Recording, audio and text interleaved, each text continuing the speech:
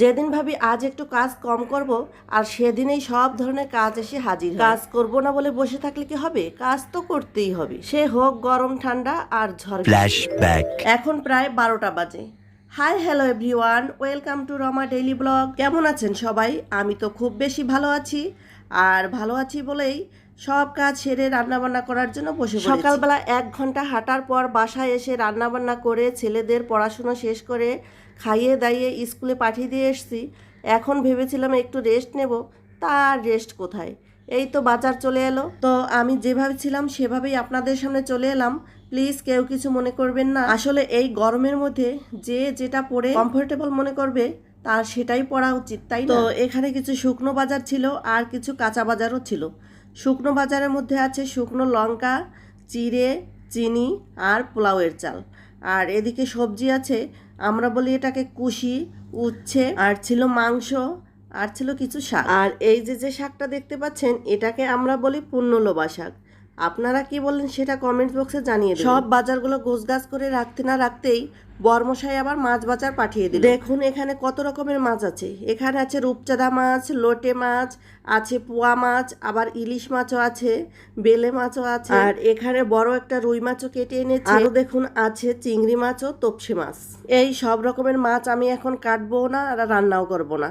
কিছু মাছ আমি ফ্রিজে রেখে দিয়েছি, আর ছোট মাছ রান্না করব বলে কিছু মাছ কেটে নিয়েছি। এই তো আজ দুপুরে রান্নাবান্না করার জন্য আমি সবগুলো কেটে কুটে নিয়েছি। আজ রান্না করব মাংস, চিংড়ি মাছ দিয়ে কুশি, ছোট মাছ দিয়ে শাক, উচ্ছে ভাজি আর মাংস।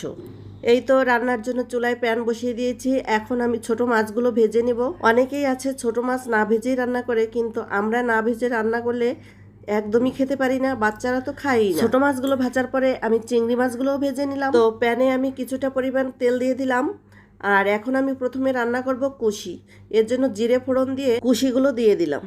এখন পরিমাণ মতো লবণ আর হলুদ দিয়ে হালকা নেড়ে চেড়ে ঢাকা চাপা দিয়ে দেবো 5 মিনিটের জন্য। 5 মিনিট পর ঢাকটা উঠিয়ে আবার একটু নেড়ে চেড়ে দিয়ে দেবো সেই ভেজে রাখা চিংড়ি মাছগুলো। চিংড়ি মাছগুলো দিয়ে আবারও নাড়াচাড়া করতে হবে। রান্না মানেই নাড়াচাড়া নাড়াচাড়া নাড়াচাড়া। নাড়াচাড়া না করলে রান্নায় সেই টেস্টটাই আসে না। কিছু সময় পর জলের মধ্যে আমি চালের গুঁড়ো মিক্স করে রেখেছিলাম আর কাঁচা লঙ্কা কুচি করে রেখেছিলাম, সেটা আমি একসঙ্গে ঢেলে দিলাম।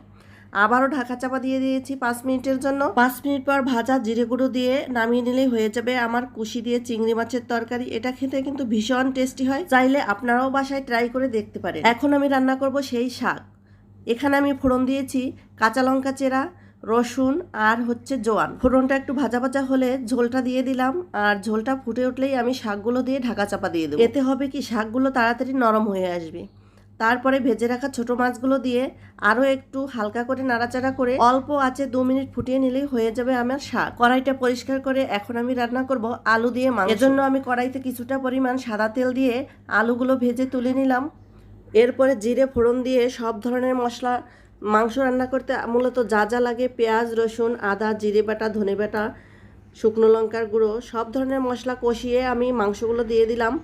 আজ মাংস কম আলু বেশি, কারণ ছেলেরা আলু খেতে বেশ পছন্দ করে।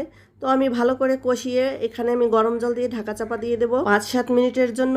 ঢাকনা উঠিয়ে দেখে নিলাম ঝোলটাও আমার গাঢ় হয়ে এসছে, আলুটাও গলে গেছে। এবার আমি গরম মশলা দিয়ে নামিয়ে নেব। মূলত আমার আজকের দুপুরের রান্নাবান্না কমপ্লিট করতে করতে প্রায় 4টা বেজে গেছে। এখন আমরা সবাই ক্ষুধার্ত, সবাই মিলে একসঙ্গে খেয়ে নেব। তো আজকের মতো বিদায় নিচ্ছি। দেখা হবে অন্য কোনো দিন অন্য কোনো নতুন ভিডিওতে। ততক্ষণ সবাই ভালো থাকবেন, সুস্থ থাকবেন, আর আমার জন্য মন থেকে আশীর্বাদ করবেন, যেন আমি প্রতিদিন সুন্দর সুন্দর ভিডিও আপলোড দিতে পারি, আপনাদের আনন্দ দিতে পারি। টাটা।